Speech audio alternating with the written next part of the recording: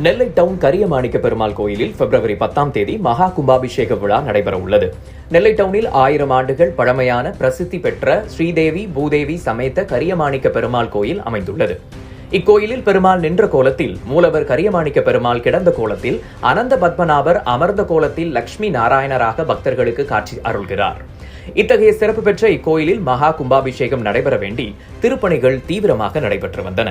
இதில் அர்த்த மண்டபம், மகா மண்டபம், சுதை வேலைப்பாடுகளுடன் கூடிய விமானம், ராஜகோபுரம் உள்ளிட்ட பல்வேறு திருப்பணிகள் முடிவடைந்து மகா கும்பாபிஷேகம் வரும் பிப்ரவரி 10ஆம் தேதி காலை 9:12 மணிக்கு மேல் 9:42 மணிக்குள் நடைபெறுகிறது. இதற்கான யாகசாலை பூஜைகள் பிப்ரவரி 6ஆம் தேதி காலையில் யஜமான வரணம், ஆச்சாரிய வரணம், அனுஜை புண்ணியாக வாசனம், அக்னி பிரதிஷ்டை, வாஸ்து ஹோமம் உள்ளிட்ட பூஜைகள் நடக்கிறது. மாலை 6 மணிக்கு அங்குரார்ப்பணம், அக்னி பிரதிஷ்டை, கும்ப பூஜை, கலாகர்ஷனம், யாகசாலை பிரவேசமும், ரக்ஷாபந்தனம், பூர்ணாகுதி, தீபாராதனை நடக்கிறது. தொடர்ந்து 7ஆம் தேதி காலையில் புண்ணியாக வாசனம், உக்த ஹோமம், தீபாராதனை நடக்கிறது. மதியம் 12 மணிக்கு அஷ்டந்தன மருந்து சாத்துதல் மற்றும் தொடர்ந்து யாகசாலை பூஜைகள் நடக்கிறது. இதையடுத்து பிப்ரவரி 10ஆம் தேதி காலை 6 மணிக்கு புண்ணியாக வாசனம், அக்னி ஆராதன ஹோமம், பூர்ணாகுதி, யாத்ராதானம், அக்னி சம்ரோபணம், கும்பம் புறப்பாடு நடக்கிறது. தொடர்ந்து மூலவர், உற்சவர் விமானங்கள், ராஜகோபுரம், பரிவார மூர்த்திகளுக்கு மகா கும்பாபிஷேகம் நடக்கிறது. இதனைத் தொடர்ந்து சிறப்பு சுவாமி தாயார்களுக்கு சிறப்பு மகா திருமஞ்சனம் அலங்கார தீபாராதனை நடைபெறுகிறது. இதற்கான ஏற்பாடுகள் கரியமாணிக்க பெருமாள் ஆஸ்திக சபா சார்பில் செய்யப்பட்டு வருகிறது. பாரம்பரியமிக்க ஸ்ரீ கரியமாணிக்க பெருமாள் திருக்கோயில் சுமார் 800 வருடங்கள் பழமையானது. குலசேகர பாண்டியர் காலத்தில் கட்டப்பட்ட திருக்கோயிலாகும். இந்த திருக்கோயிலில் கடந்த 1.5 வருடங்களாக ஸ்ரீ கரியமாணிக்க பெருமாள் ஆஸ்திக சபா சார்பில் அறநிலையத்துறை, இந்து சமய அறநிலையத்துறையின் அனுமதியுடன் அனைத்து திருப்பணிகளும் கடந்த 1.5 வருடம் நடைபெற்று தற்போது நிறைவு பெறும் நிலைக்கு வந்துள்ளது. அதன் தொடர்ச்சியாக வருகிற பிப்ரவரி 6ஆம் தேதி யாகசாலை துவங்கி 10ஆம் தேதி அன்று காலை 9:12 முதல் 9:42 மணி முதல் மகா சம்ரோக்ஷம் கும்பாபிஷேக திருவிழா நடைபெற இருக்கிறது. இந்த திருக்கோயிலில் தரைப்பகுதி முழுவதும் கருங்கல்களால் அமைக்கப்பட்டுள்ளன. சரி, திருக்கோயிலின் அனைத்து பகுதிகளிலும் வேலை நடைபெற்றுள்ளது.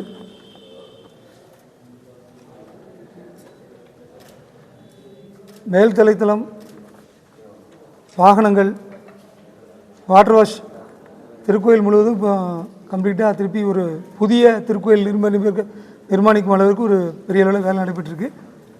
உபயதாரர்கள் மூலம் அனைத்து வேலைகளும் நடைபெற்று வருகின்றன. இந்த வேலைகள் அனைத்தும் பிப்ரவரி 1ஆம் தேதி நிறைவடைஞ்சிடும். பிப்ரவரி 6ஆம் தேதியிலிருந்து யாகசாலை ஆரம்பித்து கும்பாபிஷேகம் பிப்ரவரி 10ஆம் தேதி. கடந்த கும்பாபிஷேகம் வந்து 2006ஆம் ஆண்டு நடைபெற்றது. 2006 நடைபெற்ற கும்பாபிஷேகத்தில் வந்து முழுமையான திருப்பணிகள் நடைபெறலை. கிட்டத்தட்ட 1956க்கு அப்புறம் இப்போ தான் முழுமையாக திருப்பணிகள் நடைபெறுது.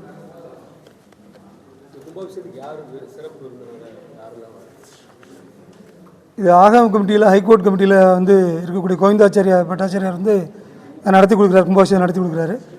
திருப்பரங்குன்றம் ராஜா பற்றவங்க வராங்க. வானுமாமலை நாங்குநேரி வானுமாமலைஜியர் வந்து அவங்க முழு ஆசீர்வாதம் பண்ணியிருக்காங்க. வயது முதிர்வின் காரணமாகவும் உடல்நிலை சரியில்லாத காரணமாகவும் ஆசீர்வாதம் பண்ணியிருக்காங்க. வர முடியலன்னு சொல்லியிருக்காங்க.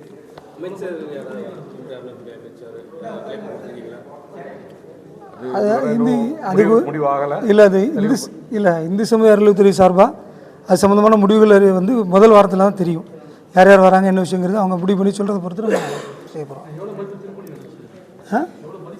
மொத்தம் 1.5 கோடி ரூபாய் மதிப்பில் வந்து திருப்பணிகள் நடந்தது. 1.25 கோடி, சுமார் 1.25 வருஷமாக 1.25 கோடி ரூபாய் இதில் வந்து திருப்பணி செஞ்சுருக்காங்க.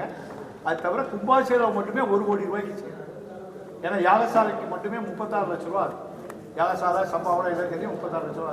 அது தவிர அன்னதானம், மற்ற எல்லா ஊருக்கும் பந்தல், உரிமை எல்லாமே சேர்த்து கிட்டத்தட்ட 1 கோடி ரூபா. கிட்டத்தட்ட ஒரு 5000 பேருக்கு மேலே அன்னதானம் பண்ணுற மாதிரி. 5000 பேருக்கு பண்ணுற மாதிரி. அன்னதானம் வந்து 2 திருமண மண்டபங்கள் வச்சு நடக்கு. திருநெல்வேலி டவுனில் இந்த சொர்ண மஹாலையும் சொக்கலிங்க மண்டபத்தையும் வச்சு நடக்கு. காலையில் கும்பாபிஷேகம் நிறைவு பெற்ற பின்னர் 10 மணிக்கு துவங்கி மதியம் 3-4 மணி வரைக்கும் அன்னதானம் நடைபெறும். நன்கொடை வந்து நம்ம வந்து கவர்மெண்ட் வசூல் பண்ண முடியாது. அதனால நான் கேட்டால் கொடுத்தாலும் நான் வாங்கி கொடுவோம். இது வந்து அன்னதானத்துக்கு இந்த மாதிரி திருப்பணி எல்லாமே இல்லை. எப்படின்னா திருப்பணிகள் அனைத்துமே வந்து உபயதாரர்கள் வச்சு தான் நம்ம செய்கிறோம். உபயதாரர்கள் வச்சு செய்கிறோம்னா அதே மாதிரி எல்லா விஷயங்களுமே உபயதாரர் வச்சு தான் நடத்துகிறோம்.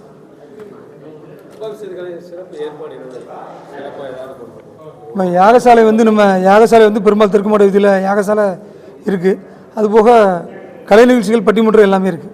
6ஆம் தேதியிலேருந்து துவங்கி வரிசையாக பட்டிமன்றம் இருக்குது. வாசுகி மனோகர் அந்த அம்மா வராங்க. அதே மாதிரி டான்ஸ் ப்ரோக்ராம் இருக்குது. பரதநாட்டியம் ஒருத்தர் யாராவது ஒருத்தர் பேசுங்க. ஆமாம், 6ஆம் தேதி முதல்ல 9ஆம் தேதி வரை இருக்கும்.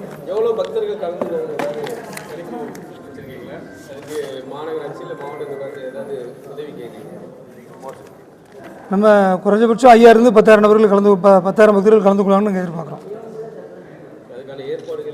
ஆமாம், ஏற்பாடுகள் எல்லாம் செஞ்சிட்ருக்கோம். அது மாநகராட்சி எல்லா அதிகாரிகளையும் நம்ம பேசியிருக்கோம். சம்பந்தமாக திருமணமண்டலத்தில் வச்சு நடக்குது. அன்னதானத்துக்கு வந்து பொதுமக்கள் யாருனாலும் அன்னதானத்துக்கு பங்கெடுக்கக்கூடியவர் யாருனாலும் பங்கெடுக்கலாம்.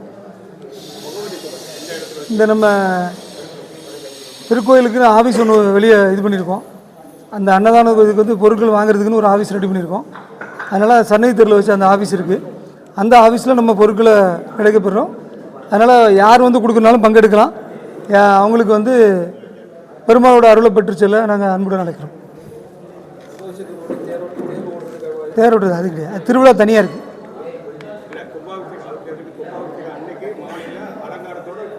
இல்லை தேர் கேட்குறாப்புல தேர் இல்லைன்னு சொன்னேன். ஆக்சுவலாக தேர் திருவிழா தனியாக திருவிழா இருக்குது. இது வந்து அன்றைக்கி புறப்பாடு இருக்குது. 10ஆம் தேதி இரவு வந்து புறப்பாடு இருக்குது. பெருமாள் வந்து வீதிகள் உலா வந்து ரத வீதி வந்து திருப்பி திருக்கோயிலுக்கு வருவாங்க.